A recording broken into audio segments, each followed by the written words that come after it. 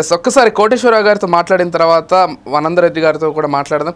కోటేశ్వరరావు గారు, అవునన్నా కాదన్నా కానీ KCR once in a time మాట్లాడినా కానీ ఖచ్చితంగా చర్చ కానీ లేకపోతే కేసీఆర్ మాట్లాడినటువంటి మాటలు కానీ మొత్తం తెలంగాణ వ్యాప్తంగానే కంటే తెలుగు రాష్ట్రాల్లో కూడా ఖచ్చితంగా చర్చకు వస్తాయి. ఎందుకంటే ఆయన మాటల ధాటి ఆ విధంగా ఉంటుంది. కానీ ఈసారి మాట్లాడినటువంటి మాటల్లో అంత పస కనిపించలేదు. కేసీఆర్ చాలా రోజుల తర్వాత బయటికి వస్తా అంటే అసలు ఏదో ఊహించుకున్నాం కానీ అదేం లేదంటూ కాంగ్రెస్ నాయకులు కామెంట్ చేస్తున్నారు. దాంతోపాటుగా ఈరోజు కేసీఆర్ చేసినటువంటి కామెంట్స్కి సంబంధించి అంటే కాంగ్రెస్ గ్రాఫ్ పడిపోయింది, అసలు బీఆర్ఎస్ క్షేత్రస్థాయిలో ఇంకా అంతే బలంగా ఉంది, రేపు ఏ ఎలక్షన్స్ వచ్చినా కానీ ఖచ్చితంగా బీఆర్ఎస్ఏ గెలుస్తుంది, ఇంకా చెప్పాలంటే ఉప ఎన్నికలు వచ్చి ఉప ఎన్నికల్లో బీఆర్ఎస్ గెలిచే ఛాన్స్ ఉందంటూ కూడా ఆయన పేర్కొనడం జరిగింది. ఎలా చూస్తారండి?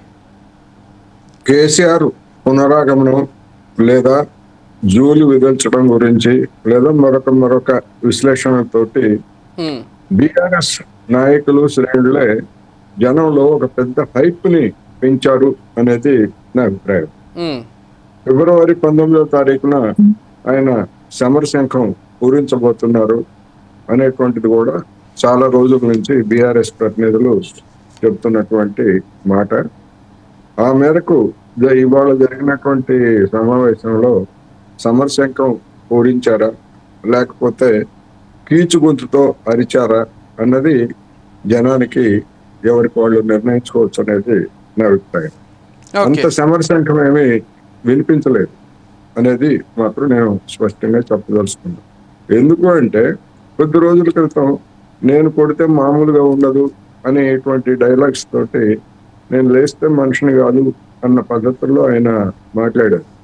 అందువలన ఇవాళ విజువల్స్ లో చూసినప్పుడు ఆయన లేచారు. ఎందుకంటే అంతకుముందు తగిలినటువంటి ప్రమాదం తోటి ఆయన కూర్చుని ఉండేవాళ్ళు ఇప్పుడు లేచారు అంతే తప్ప పెద్దగా మార్పు ఏమి ఉన్నట్టు నాకైతే అనిపించలేదు. ఇక ఆయన చెప్పినటువంటి దాని గురించి కాంగ్రెస్ గురించి లేకపోతే వాళ్ళ పార్టీ గురించి ఏదో యూట్యూబ్లో లేకపోతే సోషల్ మీడియాలో దుష్ప్రచారం చేసిన కారణంగా 10 మంది ఎమ్మెల్యేలు బయటకు వెళ్ళిపోయారు అనేటువంటిది అది నిజానికి చిత్తశుద్ధితో కూడినటువంటి మాట కాదు. ఎందుకంటే ఇవాళ దేశంలో ఉన్నటువంటి లేదా తెలంగాణ పక్కనే ఉన్నటువంటి ఆంధ్రప్రదేశ్ లో జరుగుతున్నటువంటి పరిణామాలని అంటే ఇప్పుడు అని కాదు, గడిచినటువంటి 15-20 సంవత్సరాలుగా చూసినటువంటి పరిణామాలను చూసినప్పుడు అధికారం ఎక్కడుంటే అక్కడికి వెళ్ళిపోవడం అనేటువంటిది ప్రజాప్రతినిధులుగా ఉన్నటువంటి వాళ్ళు ఒక ధోరణిగా మారింది. దానికి ప్రధానమైనటువంటి కారణం వాళ్ళు జనం మద్దతు కంటే వాళ్ళు పెట్టుబడితోటి పెద్ద మొత్తంలో డబ్బులు ఖర్చు చేసి ఆ డబ్బుల్ని తిరిగి రాబట్టుకోవాలంటే అధికారం ఎక్కడుంటే అక్కడికి అనేటువంటి ధోరణి 2 తెలుగు రాష్ట్రాల్లో మనకి గత 10 ఏళ్లలో కనిపించింది. అంతకు ముందు ఉమ్మడి రాష్ట్రాల్లో కూడా పైకి చెప్పేది మాత్రం నియోజక అభివృద్ధి కంటే వెళ్ళిపోతుంటారు. పైకి చెప్పేది నియోజక అభివృద్ధి. నిజంగా దేశంలో ఆ కబుర్లు చెప్పిన వాళ్ళు కానీ లేదా 2 తెలుగు రాష్ట్రాల్లో ఆ కబుర్లు చెప్పినటువంటి వాళ్ళు చెప్పిన మాటలు నిజమై ఉంటే ఈ పాటికి మరి తెలంగాణ కానీ ఆంధ్రప్రదేశ్ కానీ ఎప్పుడో అభివృద్ధిలో ఎక్కడో ఉండాల్సింది, సగం నియోజకవర్గాలు అభివృద్ధి చెందాల్సింది. మరి ఏమీ లేదే, ఎక్కడా కనపట్టలేదుగా.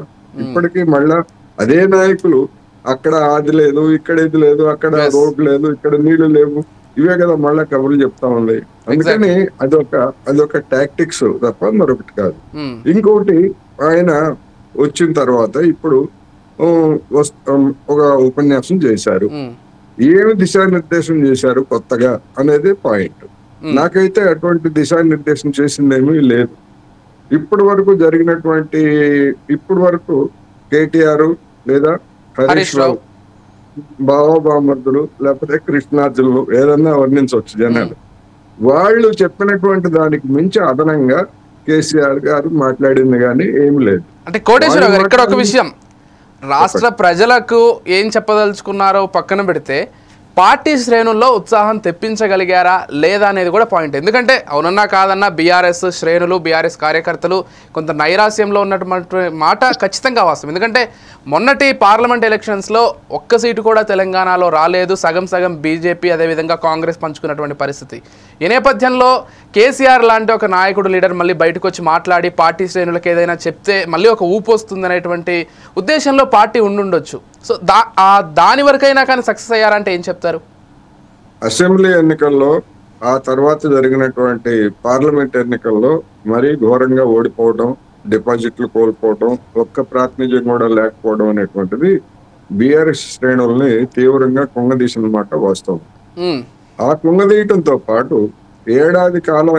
ఏడాదికి పైగా పార్లమెంట్ ఎన్నికల సందర్భంగా ఆయన క్యాంపెయిన్ లో పాల్గొనటం మినహా మిగిలినటువంటి సందర్భాల్లో ఆయన ఫామ్ హౌస్ కే పరిమితం కావటం అనేటువంటిది బీఆర్ఎస్ శ్రేణుల్లోనే ఒక ఆందోళనకి దారితీసింది. ఏమిటి నాయకుడు బయటకు వచ్చి మాట్లాడకపోతే మనం ఎట్లా అంటే సేనా నాయకుడు లేకుండా సేనలు ఎట్లా పోరాడాలి యుద్ధంలో అనేటువంటి ప్రశ్న. రెండోది ఆయన ఏదో ఒకటి వచ్చి బయటకు వచ్చి మాట్లాడాలి లేదా నాయకత్వం వహించాలి అనేటువంటి ఒత్తిడి బీఆర్ఎస్ కార్యకర్తల్లో, దిగువ స్థాయి కార్యకర్తల్లో కూడా వచ్చింది. ఆ ఒత్తిడి మేరకే ఆయన తన జన్మదినం ఆ తర్వాత ఈ రోజు నిర్ణయించినటువంటి మరి ఏమన్నా ముహూర్తాలు అట్లాంటివి ఏమన్నా ఆయనకి నమ్మకాలు ఉన్నాయో నాకైతే తెలియదు. ఉంటాయిలేండి, కేసీఆర్ గారికి చాలా గట్టి నమ్మకాలు ఉంటాయి, ఇలాంటివి ఉండి ఉంటాయి. కానీ రాజకీయాలు అనేటువంటి అలాంటి ముహూర్తాలతోనూ లేకపోతే లేదు ఉండడంలో తప్పు లేదు అంటున్నా, ఉండొచ్చు, ఎవరి నమ్మకాలు వాళ్ళే కదా. ప్రతి ఒక్కరికి మనం చేసే ప్రతి పనిలో మంచి చేస్తున్నప్పుడు ప్రతి ఒక్కరు ముందడుగు వేయాలని ఆలోచన ఉన్నప్పుడు మంచి కోరుకునే వ్యక్తులు ఎవరికైనా సరే నమ్మకం గట్టి, అది భగవంతుడు ఇచ్చిన వరం. అది ఉండొచ్చు వనందర్ రెడ్డి గారు ఎవరు తప్పనట్లేదు, ఎవరికి ఉండే నమ్మకాలు వాళ్ళవి.